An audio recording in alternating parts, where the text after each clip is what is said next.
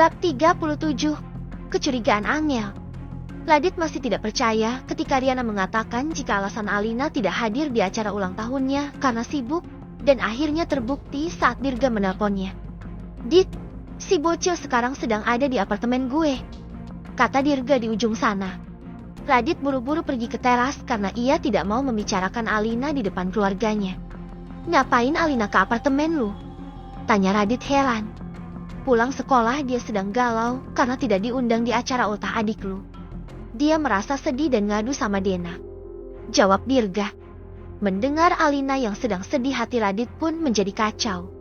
"Mana Alinanya? Gue mau ngomong sama dia," kata Radit. "Si bocil sekarang sedang tidur. Kayaknya capek menangis dia," jawab Dirga. "Alina menangis?" tanya Radit dengan hati yang semakin kacau. Kata Dena begitu.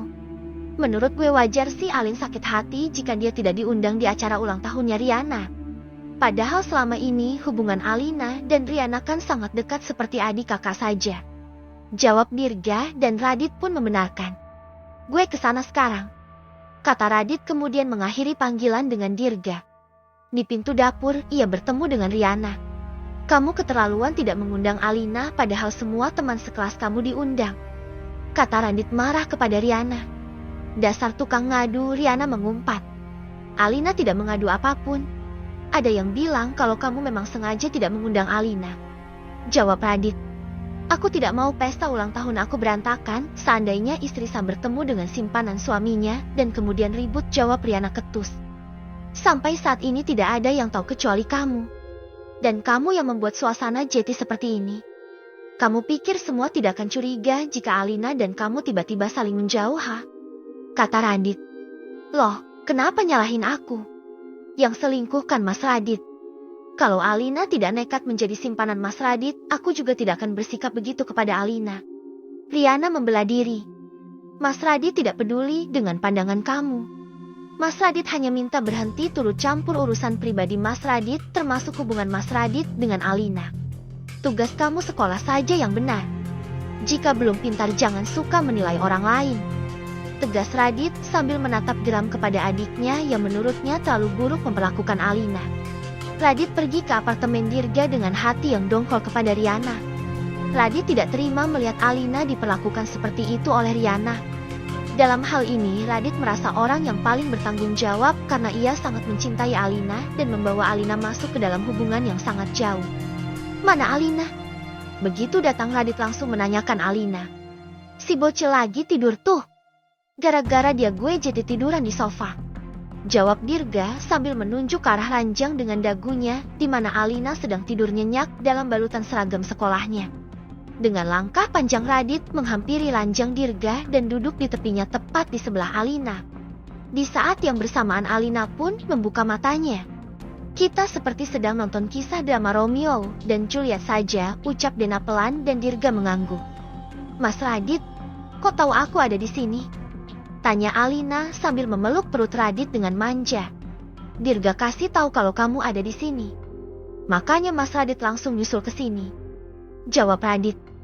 "Tadi pulang sekolah aku mampir ke sini dan malah ketiduran," kata Alina. Ia sengaja tidak membahas apapun tentang Riana kepada Radit. "Yang, maaf ya atas perlakuan Riana sama kamu. Mas Radit juga sangat jengkel sama anak itu," kata Radit dengan wajah yang murung. "Riana tidak salah. Aku yang salah karena telah berani mencintai kakaknya yang sudah jelas-jelas pria beristri," ujar Alina.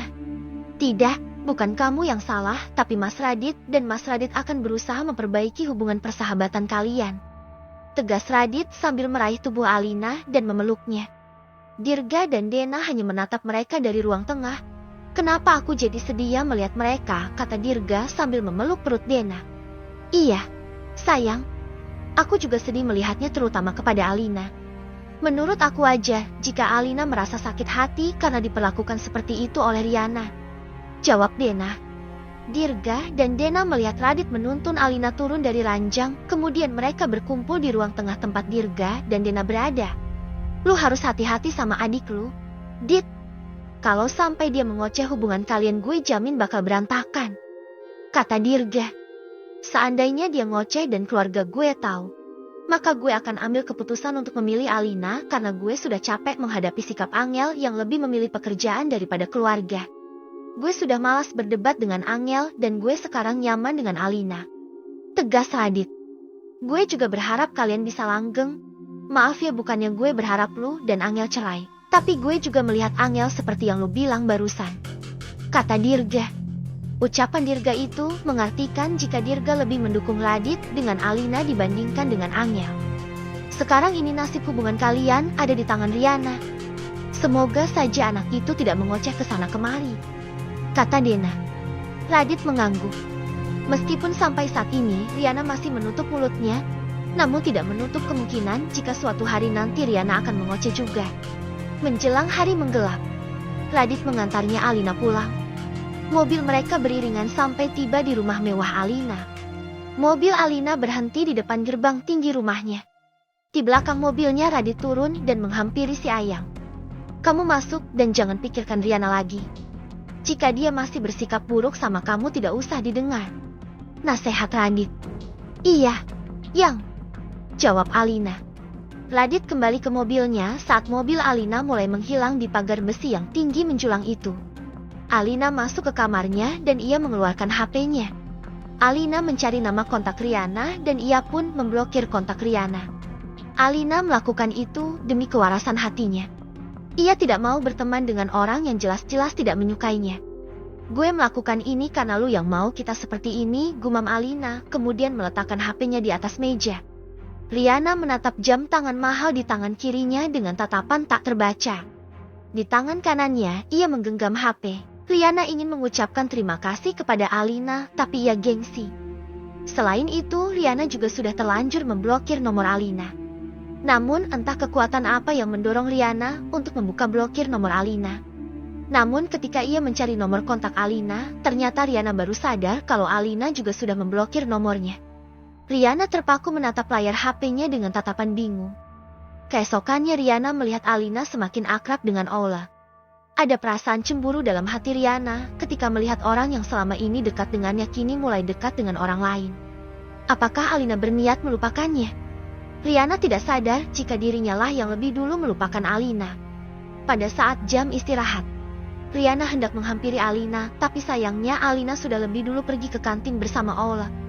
Setelah beberapa minggu selalu berdiam diri di kelas, akhirnya mulai hari ini Alina sudah kembali mau pergi ke kantin dan wajah Alina terlihat sangat cerah saat bersenda gurau dengan Ola. Riana menatap jam mahal pemberian Alina di pergelangan tangannya dengan sedih. Selama ini ia terlalu menghakimi Alina, bahkan sampai mengatakan perkataan buruk tentang orang tuanya, jadi wajar jika Alina sakit hati kepadanya. Dari bangkunya Riana melihat Alina datang dari kantin bersama Ola dengan wajah yang begitu ceria. Alina sama sekali tidak melirik ke arah Riana. Ternyata mereka benar-benar musuhan sekarang. Setelah menghabiskan waktu bulan madu yang panjang, Jeff dan Kathleen sudah kembali ke Jakarta. Mengetahui jika Jeff dan Kathleen sudah ada di Jakarta, Angel berinisiatif datang ke apartemen mereka untuk memberikan kado pernikahan. Jeff baru saja pergi ke kantor saat Angel datang. Kathleen yang sedang bersih-bersih tentu saja kaget dengan kedatangan Angel. Angel, mimpi apa gue orang sibuk seperti lu datang ke apartemen gue? Kata Kathleen. Sebenarnya Kathleen menyindir, namun tampaknya Angel tidak merasa sedang disindir oleh Kathleen. Gue kesini mau kasih kado pernikahan buat lu. Maaf ya, gue gak bisa datang di hari pernikahan kalian. Kata Angel sambil menyerahkan satu kado berukuran sedang kepada Kathleen. Ya ampun, gak usah repot-repotnya, kata Kathleen.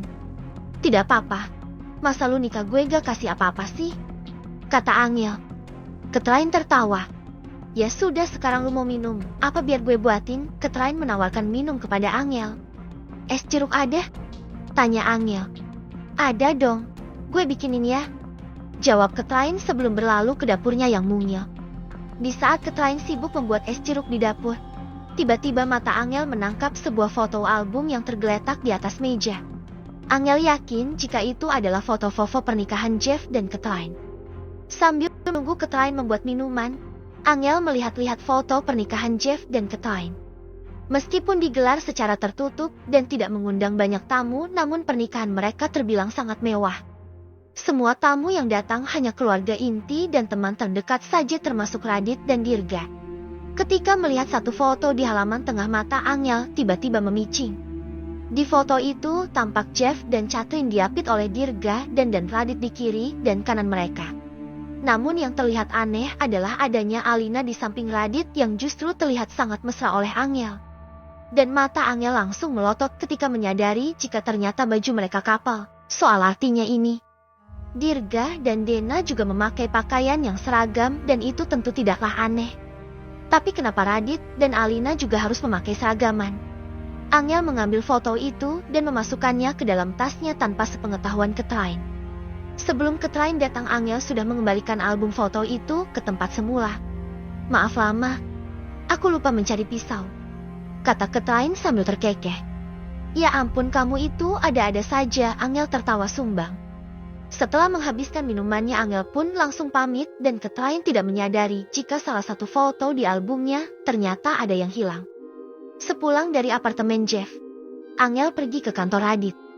Angel ingin menanyakan tentang foto temuannya itu kepada Radit, tapi sayangnya Radit sedang bersiap akan meeting dengan dewan direksi. Kemungkinan meetingnya akan sampai siang. Kamu mau menunggu? Tanya Radit. Sebetulnya ada yang mau aku tanyakan sama kamu. Tapi karena kamunya sedang sibuk aku mau pulang saja, jawab Angel. Tentang apa? Tanya Radit. Nanti saja di rumah, jawab Angel. Ya sudah kalau begitu, jawab Radit kemudian pergi ke meeting room bersama beberapa orang stafnya. Angel termangu di ruangan kerja Radit sendirian. Angel teringat kembali pada celana dalam yang ia temukan di dalam mobil Radit, juga kismak yang Radit akui sebagai iritasi. Apakah mungkin selama ini Radit selingkuh? Dan apa mungkin selingkuhan Radit itu adalah Alina? Karena Angel melihat di foto itu Radit dan Alina terlihat mesra, padahal selama ini sikap Radit kepada Alina selalu terlihat cuek dan malah terkesan dingin. Riana baru pulang sekolah dan baru selesai mengganti bajunya saat Angel masuk ke kamarnya tanpa permisi. Mbak Angel bikin kaget saja, kata Riana. Angel tertawa kemudian duduk di tepi ranjang aduk iparnya itu. Angel sengaja menunggu Riana karena ingin bertanya tentang Alina. Eri, akhir-akhir ini kenapa Alina jarang kesini? Bahkan saat ultah kamu juga tidak datang. Tidak biasanya dia begitu. Pancing Angel. Dia sedang sibuk, jawab Riana. Sementara ini hanya itu jawaban yang dia punya. Sibuk apa? Tanya Angel. Kalau ada papanya dia kan selalu menghabiskan waktu di rumah, jawab Riana. Pasti Alina sangat dimanja ya, tebak Angel. Iya, Alina memang sangat dimanja. Makhluk anak tunggal, jawab Riana. Ngomong-ngomong dia sudah punya pacar belum? Angel terus bertanya mengenai Alina membuat Riana menjadi heran.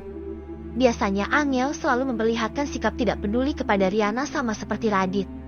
Aku tidak tahu, jawab Riana. Riana tidak mau mengatakan kepada Angel mengenai hubungan Radit dengan Alina. Biar saja Angel mengetahui sendiri. Angel tiba-tiba mendekat ke arah Riana kemudian mengeluarkan sebuah foto dari tasnya. Eri, kamu lihat ini deh. Menurut kamu foto ini ada yang aneh tidak? Tanya Angel. Riana melongo menatap foto berukuran 5R itu.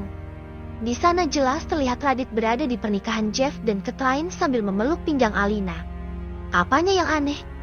Riana malah balik bertanya. Kamu lihat dengan teliti. Menurut Mbak, Alina dan Mas Radit kelihatan mesra. Lihat nih, tangan Mas Radit sedang memeluk pinggang Alina dan mereka memakai pakaian couple, kata Angel. Mungkin itu seragaman dari yang punya hajat. Ini Mas Dirga dan pacarnya juga pakai baju yang sama. Alina tidak mengerti kenapa ia tidak mengatakan saja yang sebenarnya kalau Radit dan Alina memang selingkuh. Bukannya ia juga tidak setuju dengan perselingkuhan mereka? Bisa juga begitu. Tapi entah kenapa Mbak merasa ada yang aneh saja ketika melihat foto ini. Menurut Mbak mereka malah terlihat seperti sepasang kekasih. Lirih Angel. Uhuk. Riana pun terbatuk-batuk.